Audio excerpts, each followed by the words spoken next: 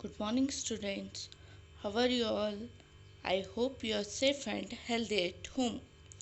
Welcome to 5th Standard EVS class. Students ನೆನ್ನೆ ನಾವು ಒಂದು ಲಿಂಕನ್ನು ಕಳಿಸಿದ್ವಿ, ಅದನ್ನು ವಾಚ್ ಮಾಡಿದ್ದೀರಲ್ವಾ ಮಕ್ಕಳ? ಸೊ ಅದು ಯೂನಿಟ್ 1ನ ಯೂನಿಟ್ 5ನ ರಿವಿಷನ್. Understood students? ಸೊ ಆ ರಿವಿಷನ್ಗೆ ರಿಲೇಟೆಡ್ ಆಗಿ ನಾನಿವತ್ತು ವರ್ಕ್ಬುಕ್ಕನ್ನು ಎಕ್ಸ್ಪ್ಲೈನ್ ಮಾಡ್ತಾಯಿದ್ದೆ. Okay children? So the name of the lesson is Disaster and Personal Safety. Students, see this is your workbook 1. Here categorize this disaster into natural disaster and man-made disaster. So natural disaster ಅಂದರೆ ನೇಚರಲ್ಲೇ ಆಗುವಂಥದ್ದು. man-made disaster ಅಂತಂದರೆ ಅದು man ಎಫೆಕ್ಟಿಂದ ಉಂಟಾಗಿರುವಂಥದ್ದು. ಯಾವ್ದ್ಯಾವುದು ಅಂತ ಹೇಳ್ಬಿಟ್ಟು, that is plane crash. So it is a man made disaster. ಯಾಕಂತಂದರೆ ಆ pilot ಓಡಿಸೋದು ಅಥವಾ ಪ್ಲೈನ್ ಏನಾದರೂ ಆ ಮಿಷಿನರೀಸು ಅಥವಾ ಫ್ಯೂಯಲ್ಸು ಏನಾದರೂ ಪ್ರಾಬ್ಲಮ್ ಆಯಿತು ಅಂತಂದರೆ ಪ್ಲೈನ್ ಕ್ರ್ಯಾಶ್ ಆಗುತ್ತೆ ಅಥವಾ ಲ್ಯಾಂಡಿಂಗ್ ಮಾಡಬೇಕಾದ್ರೆ. So it is a man made disaster. Next one is flood.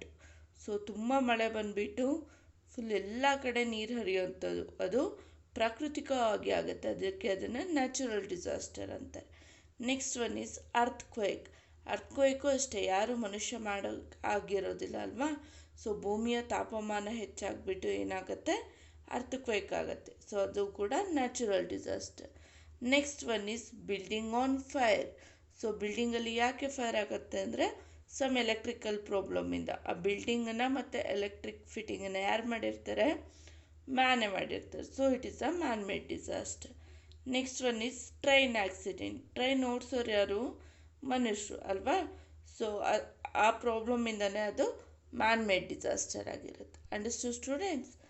Next one, right um next to the meteorological disaster ಅಂದರೆ weather related, and G next to geological disaster, that is earth related.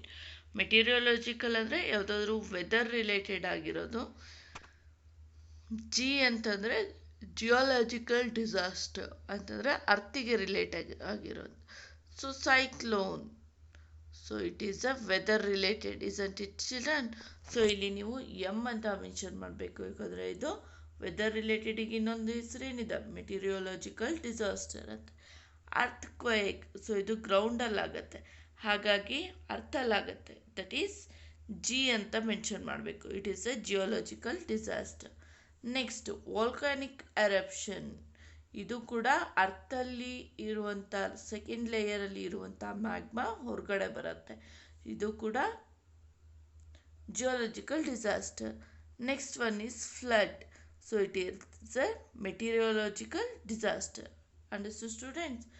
Define and explain the disaster. ಹಾಗಾದರೆ disaster ಅಂತಂದರೆ ಏನು ಅದನ್ನು explain ಮಾಡಿ ಅಂತ ಹೇಳಿದ್ದಾರೆ.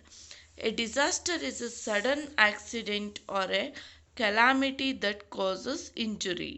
So disaster ಅಂದ್ರೇನು? ಒಂದು ಸಡನ್ ಆಗಿ ಆಗುವಂತಹ ಬದಲಾವಣೆ, ಆಕ್ಸಿಡೆಂಟ್, ಅದನ್ನು ನಾವೇನಂತ ಹೇಳ್ತೀವಿ, ಅದು ತುಂಬ ಇಂಜುರಿಗಳನ್ನು ಮಾಡುತ್ತೆ, ಅದಕ್ಕೆ ನಾವು ಡಿಸಾಸ್ಟರ್ ಅಂತ ಹೇಳ್ತೀವಿ. ಸೊ ಇಂಜುರಿ ಯಾವುದ್ಯಾವುದು ಅಂದರೆ loss of life or great damage to property and nature. So ಕೆಲವೊಂದು ಲೈಫ್ಗಳು ನಾಶ ಹೋಗುತ್ತೆ, ಅಂದರೆ ಪ್ರಾಣಿ ಸಂಕುಲ ಆಗಿರ್ಬೋದು, ನಾವಾಗಿರ್ಬೋದು, ಆಯಿತಾ? ಆ್ಯಂಡ್ ಪ್ರಾಪರ್ಟಿಗೆ ಅಥವಾ ನೇಚರಿಗೆ ತುಂಬ ಡ್ಯಾಮೇಜ್ ಮಾಡುತ್ತೆ. Example flood, cyclones and earthquake. So flood, cyclones, earthquake ಆದಾಗ ನೋಡಿರ್ಬೋದಲ್ವ, ಎಷ್ಟೊಂದು ಜನ ಸತ್ತೋಗ್ತಾರೆ, ಎಷ್ಟೊಂದು ಮನೆಗಳೆಲ್ಲ ಬಿದ್ದೋಗುತ್ತೆ ಅಲ್ವಾ ಮಕ್ಕಳ? Next fill in the blanks. Disaster can be natural or man made. So disaster man ಮೇಡಾ ನ್ಯಾಚುರಲ್ಲ? ಅದು ನ್ಯಾಚುರಲ್ ಆದರೂ ಆಗಿರ್ಬೋದು ಅಥವಾ ಮ್ಯಾನ್ ಮೇಡ್ ಆದರೂ ಆಗಿರ್ಬೋದು. Dash disaster is caused due to activity under the earth surface. Earth ಸರ್ಫೇಸಲ್ಲಿ ಆಗುವಂಥ ಡಿಸಾಸ್ಟರಿಗೆ ಏನಂತ ಹೇಳ್ತೀವಿ? ಜಿಯೋಲಾಜಿಕಲ್ ಡಿಸಾಸ್ಟರ್ ಅಂತ ಹೇಳ್ತೀವಿ. What are the causes of meteorological disaster. So causes ಏನಾಗುತ್ತೆ ಮೆಟೀರಿಯಾಲಜಿಕಲ್ ಡಿಸಾಸ್ಟರ್ ಆಗೋದ್ರಿಂದ ಅಂತಂದರೆ cause due to prolonged bad weather condition. Bad weather ಕಂಡೀಷನಲ್ಲಿದ್ದಾಗ ಮೆಟೀರಿಯಾಲಜಿಕಲ್ ಡಿಸಾಸ್ಟರ್ ಆಗುತ್ತೆ ಅಂತಂದರೆ ಸೈಕ್ಲೋನ್ಸು, ಹೆವಿ ರೈನ್ಸ್ ಬಂದ್ಬಿಟ್ಟು flood. These are the example of meteorological disaster. Understood students? Next one, which city is more likely to be hit by a cyclone? Explain the answer. So ಇಲ್ಲಿ ಕೊಟ್ಟಿರುವಂತಹ ಯಾವ city ಸೈಕ್ಲೋನಿಂದ hit ಆಗುತ್ತೆ ಅದಕ್ಕೆ answer ಕೂಡ explain ಮಾಡಿ. That is Delhi, Bangalore, Mumbai. So cyclone mostly occur in the coastal region. Cyclones ಎಲ್ಲಿ ಬರುತ್ತೆ ಅಂತಂದರೆ ಕೋಸ್ಟಲ್ ರೀಜನಲ್ಲಿ ಬರುತ್ತೆ. ಕೋಸ್ಟಲ್ ರೀಜನ್ ಅಂದರೆ ಯಾವುದು? ಸೊ ನದಿಗಳಿರುವಂಥ ಅಥವಾ ಸಮುದ್ರ ಇರುವಂತಹ place. Therefore Mumbai is more likely to be hit by the cyclone has located in the on the coast. So Mumbai coastal ಏರಿಯಾದ್ರಲ್ಲಿರೋದ್ರಿಂದ ಅಲ್ಲಿ ಏನಾಗುತ್ತೆ ಸೈಕ್ಲೋನ್ ಎಫೆಕ್ಟ್ ಆಗುತ್ತೆ. Okay children? Next one, answer the following question. Imagine you are in the Visakhapatnam and there is the announcement of a cyclone coming. What are the steps you will take? So ನೀವು ವಿಶಾಖಪಟ್ಟಣದಲ್ಲಿ ಇದ್ದೀರಾ ಅಂತ imagine ಮಾಡ್ಕೊಳ್ಳಿ. ಅಲ್ಲಿ cyclone ಬರುತ್ತೆ ಅಂತ ಹೇಳಿಬಿಟ್ಟು announce ಮಾಡ್ತಾರೆ. So ಹಾಗಾದರೆ ನೀವು ಯಾವ ಸ್ಟೆಪ್ಪನ್ನು ಫಾಲೋ ಅಪ್ ಮಾಡ್ತೀರಾ ಅಂತಂದರೆ, first step is I will take the following step ahead to cyclone. Close all the windows and the door. So ನೀವು ಮನೇಲಿದ್ದೀರಾ ಅಂತಂದರೆ ವಿಂಡೋಸ್ ಮತ್ತು ಡೋರ್ಸನ್ನು ಕ್ಲೋಸ್ ಮಾಡ್ತೀರಾ. Park vehicles under the solid shelter. So ವೆಹಿಕಲ್ಸ್ನೆಲ್ಲ ಎಲ್ಲಿ ಪಾರ್ಕ್ ಮಾಡ್ತೀರಾ?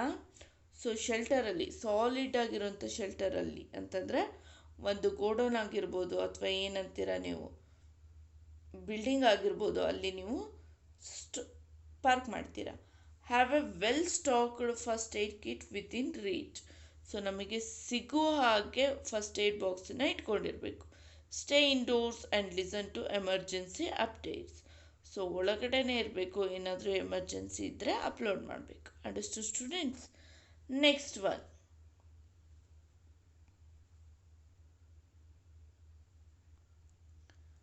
How did the government know about cyclone? Hudhud before hit the coastal city of Visakhapatnam. So the government of Visakhapatnam knew about a cyclone because it was predicted ahead of its time by Indian Meteorological Department. So Indian Meteorological Department ಇಂದ ಫಸ್ಟೇ ಅದು cyclone ಬರುತ್ತೆ ಅಂತ predict ಅಂತಂದರೆ ಊಹೆ ಮಾಡಿರುತ್ತೆ. So and NASA who inform the government and local authorities. ಆ information ಯಾರು ತಿಳಿಸ್ತಾರೆ ಅಂದರೆ ನಾಸಾ ಅದು ಎಲ್ಲ ಗೌರ್ಮೆಂಟಿಗೂ ಮತ್ತು ಲೋಕಲ್ ಅಥಾರಿಟೀಸಿಗೂ ತಿಳಿಸ್ಕೊಡುತ್ತೆ. Understood? How did people of Visakhapatnam prepare for the cyclone? So ವಿಶಾಖಪಟ್ಟಣದಲ್ಲಿರುವಂತಹ ಪೀಪಲ್ಸು ಹೇಗೆ ಸೈಕ್ಲೋನ್ನ ಎದುರಿಸ್ತಾರೆ ಅಂತ ನೋಡೋಣ. The following was done to prepare the people for the Visakhapatnam for the cyclone. So ಅವ್ರದ್ದು ಏನು ಪ್ರಿಪ್ರೇಷನ್ ಇದೆ ಅಂತ ನೋಡೋಣ. The information regarding the cyclone was broadcasted in all high alert areas. So high alert ಏರಿಯಾಸಲ್ಲಿ ಆಲ್ಮೋಸ್ಟ್ ಬೇಗನೆ so information ಬಂದಿರುತ್ತೆ. Peoples were evacuated from the coastal area and brought to the emergency centres. So coastal ಏರಿಯಾದಲ್ಲಿರುವಂತಹ ಜನಗಳೆಲ್ಲ ಎಲ್ಲಿಗೆ ಹೋಗ್ತಾರೆ? So emergency ಸೆಂಟರಿಗೆ ಹೋಗ್ತಾರೆ. So highways and roads were shut down. So highways ಮತ್ತು ರೋಡಲ್ಲೆಲ್ಲ ಯಾವುದೇ ವೆಹಿಕಲ್ಸ್ ಓಡಾಡದ ರೀತಿಯಲ್ಲಿ ಶಟ್ ಡೌನ್ ಮಾಡಿರ್ತಾರೆ. Drinking water, food and medicines were arranged at the centres. So drinking water, food ಮತ್ತು ಮೆಡಿಸಿನ್ನೆಲ್ಲ ಅರೇಂಜ್ ಮಾಡ್ಕೊಂಡಿರ್ತಾರೆ. What relief measure var taken after the cyclone ಆದಮೇಲೆ ಯಾವ ರೀತಿಯಾದಂಥ ಮೆಷರ್ನ ತಗೊತೀರಾ? As soon as the cyclone ended, the local authorities started cleaning the debris. So cyclones ಆದಮೇಲೆ local authorities cleaning ಮಾಡ್ತಾರೆ and assessing the damage. So damage ಕೂಡ ಸರಿ ಮಾಡ್ತಾರೆ. Power and telephone lines were restored. So power and ಟೆಲಿಫೋನ್ಗೆ ಏನಾದರೂ patches ಆಗಿದ್ರೆ ಅಥವಾ damage ಆಗಿದ್ರೆ ಅದನ್ನು ಸರಿ ಮಾಡ್ತಾರೆ. Tree and buildings were cleared off the main roads. So main ರೋಡ್ಗಳಲ್ಲಿ ಯಾವುದಾದ್ರೂ ಬಿಲ್ಡಿಂಗ್ಸು ಮತ್ತು ಮರಗಳು ಬಿದ್ದಿದ್ರೆ ಅದನ್ನು ಕ್ಲೀನ್ ಮಾಡ್ತಾರೆ. Understood students? Next one, explain the way in which humans can worsen the effects of the drought. So human activity can be worsen the effect of drought in the following ways. So human activities ಡ್ರಾಫ್ಟಿಗೆ ಯಾವ ರೀತಿ effect ಆಗುತ್ತೆ, ಯಾವುದ್ಯಾವುದು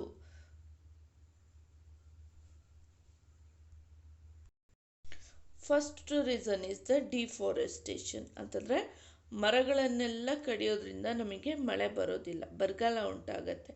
ಹಾಗಾಗಿ ನಾವೇನು ಮಾಡಬೇಕು, ಮರಗಳನ್ನು ಕಡಿಯೋದು ಕಮ್ಮಿ ಮಾಡಬೇಕಾಗತ್ತೆ. Okay children? ಸೊ ಈ ಪ್ರಾಬ್ಲಮಿಂದ ಏನಾಗುತ್ತೆ, ಗ್ಲೋಬಲ್ ವಾರ್ಮಿಂಗ್ ಆಗಿಬಿಟ್ಟು ಕ್ಲೈಮೇಟು ಚೇಂಜ್ ಆಗ್ತಾ ಹೋಗುತ್ತೆ. Next, over use of the ground water. So ground water ಬಳಸೋದನ್ನು ನಾವು ಕಮ್ಮಿ ಮಾಡಬೇಕಾಗತ್ತೆ. ಓಕೆ, ಫ್ರೆಶ್ ವಾಟರ್ನ ಯೂಸ್ ಮಾಡಬೇಕು, ಅಂದರೆ ರಿವರ್ ವಾಟರ್, ಪಾಂಡ್ ವಾಟರ್ನ ಯೂಸ್ ಮಾಡಬೇಕು. ಓಕೆ, ಸೊ ಇದು ಆಗೋದ್ರಿಂದ ಏನಾಗುತ್ತೆ, ಗ್ರೌಂಡ್ ವಾಟರ್ ಎಲ್ಲ ಖಾಲಿ ಆಗಿಬಿಟ್ಟು ಸೊ ನಮಗೆ ಡ್ರಾಟ್ ಆಗುವಂತಹ, ಬರಗಾಲ ಬರುವಂಥ ಪರಿಸ್ಥಿತಿ ಇರುತ್ತೆ. Next is fill in the blanks. Drought is a condition where there is very little or no rainfall. So drought ಅಂದರೆ ಏನು, ಒಂದು ಕಂಡೀಷನ್. ಅದು ಯಾವ ರೀತಿಯಾಗಿರುತ್ತೆ, ತುಂಬ ಲೆಸ್ ಆಗಿ ರೈನ್ಫಾಲ್ ಆಗಿರ್ಬೋದು ಅಥವಾ ಆಗದೇನೆ ಇರ್ಬೋದು. Drought can be caused due to over use of ground water. So ಯಾವುದರಿಂದ ಬರುತ್ತೆ ಅಂತಂದರೆ ಗ್ರೌಂಡ್ ವಾಟರ್ನ ಜಾಸ್ತಿ ಯೂಸ್ ಮಾಡೋದ್ರಿಂದ ಡ್ರಾಟ್ ಆಗುತ್ತೆ. Okay children, answer the following question. List 3 effects of the drought. So 3 effects ಯಾವುದಾದ್ರು ಡ್ರಾಟಿಗೆ ಅಂದರೆ, crops cannot grow without water. So drought effects crops and food production. When food is scarce of long time, it causes famine. So ಬರಗಾಲ ಬಂದಾಗ ಏನಾಗುತ್ತೆ, ಯಾವುದೇ ಕ್ರಾಪ್ಸ್ಗಳು ಬೆಳೆಯೋದಿಲ್ಲ, ಅದರಿಂದ ನಮಗೆ ಫುಡ್ಡಿಗೆ ಪ್ರಾಬ್ಲಮ್ ಆಗುತ್ತೆ. Okay children? Next one, drought can cause a death of animals, peoples due to lack of water and shortage of food. So ಬರಗಾಲ ಬರೋದ್ರಿಂದ ಏನಾಗುತ್ತೆ, ನೀರು ಮತ್ತು ಫುಡ್ಡು ಕಮ್ಮಿ ಆಗೋದ್ರಿಂದ ತುಂಬ ಅನಿಮಲ್ಸು ಮತ್ತು ಪೀಪಲ್ಸು ಡೆತ್ ಆಗುವಂಥ ಚಾನ್ಸಸ್ ಇರುತ್ತೆ. Activities like cleaning, washing and bathing are affected by the drought. All these activities require water. So cleaning, washing ಮತ್ತು ಬಾತಿಂಗಿಗೆ ಪ್ರಾಬ್ಲಮ್ ಆಗುತ್ತೆ, ಯಾಕಂದರೆ ಇದು ಎಲ್ಲದೂ ಕೂಡ ವಾಟರ್ ಮೇಲೆ ಡಿಪೆಂಡ್ ಆಗಿದೆ. List 3 ways in which we can prevent the drought. So 3 ways ಇದೆ ಡ್ರಾಟನ್ನು ಪ್ರಿವೆಂಟ್ ಮಾಡೋದಕ್ಕೆ. ಯಾವುದ್ಯಾವುದು ಅಂತಂದರೆ, first one is plant more trees and stop deforestation. ತುಂಬ ಮರಗಳನ್ನು ನೆಡಬೇಕಾಗತ್ತೆ ಮತ್ತು ಡಿಫಾರೆಸ್ಟೇಷನ್ ಅಂದರೆ ಮರಗಳನ್ನು ಕಡಿಯೋದು ಕಮ್ಮಿ ಮಾಡಬೇಕಾಗತ್ತೆ. ಸೇವ್ ಆ್ಯಂಡ್ ಕನ್ಸರ್ವ್ ದ ವಾಟರನ್ನ ಕನ್ಸರ್ವ್ ಮಾಡಬೇಕು, ಸೇವ್ ಮಾಡಬೇಕು. Next, use less of fossil fuels and reduce the global warming. Fossil fuels use ಮಾಡೋದನ್ನು ಕಮ್ಮಿ ಮಾಡಿ ಗ್ಲೋಬಲ್ ವಾರ್ಮಿಂಗನ್ನು ಕೂಡ ರೆಡ್ಯೂಸ್ ಮಾಡಬೇಕಾಗತ್ತೆ. Understood students? Next one, what problem were the villages facing and why? So the villages Devagiri Pattanam had been suffering from drought for the almost 60 years as there was a very little rainfall. So ಈ ಡ್ರಾಟಿಂದ ಏನೇನು problem ಆಗುತ್ತೆ ಅಂದರೆ, almost 60 ಇಯರ್ಸಿಂದ Devagiri ಪಟ್ಟಣದಲ್ಲಿ ಇರುವಂತಹ ಜನರು ಡ್ರಾಟಿಂದ suffer ಆಗ್ತಿದ್ದಾರೆ. ಯಾಕೆ reason ಅಂತಂದರೆ ಅಲ್ಲಿ ತುಂಬ ಕಮ್ಮಿ ಮಳೆ ಬರ್ತಿದೆ. Okay, how did they tackle the problem? So ಪ್ರಾಬ್ಲಮ್ನ ಹೇಗೆ ಟ್ಯಾಕಲ್ ಮಾಡ್ತಾರೆ ಅವರು ಅಂತಂದರೆ, the The villages did not receive any help or support from the government and banks. So they dug up almost 250 pounds on their own all over the village to tackle the problem. Dot.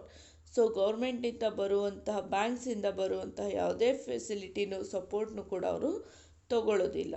So ಅವರೇ ಖರ್ಚು ಮಾಡಿಬಿಟ್ಟು ಅಥವಾ ಇದು ಮಾಡಿಬಿಟ್ಟು ಏನು ಮಾಡ್ತಾರೆ, ಪ್ರಾಬ್ಲಮ್ನ solve ಮಾಡ್ಕೊತಾರೆ. Understood student? Next one. Explain how the solution used by the villagers helped them fight the drought. The villagers dug money ponds across the village. So ಯಾವ ರೀತಿಯಾಗಿ ಅಂತಂದರೆ, ಸೊ ಆ ವಿಲೇಜಸ್ ಹೋಮ್ಗಳಲ್ಲೇ ಅಮೌಂಟನ್ನು ಕಲೆಕ್ಟ್ ಮಾಡಿಬಿಟ್ಟು within the slightest rain the ponds started to fill up the store water. So ಒಂದು ಲೈಟಾಗಿ ಮಳೆ ಬಂದಾಗೂ ಕೂಡ ಪಾಂಡಲ್ಲಿ ವಾಟರ್ ಕಲೆಕ್ಟ್ ಆಗಬೇಕು. Soon the villagers could use the water for farming and growing the crops. ಆ ವಾಟರ್ನ ಏನಕ್ಕೆ ಯೂಸ್ ಮಾಡ್ತಾರೆ?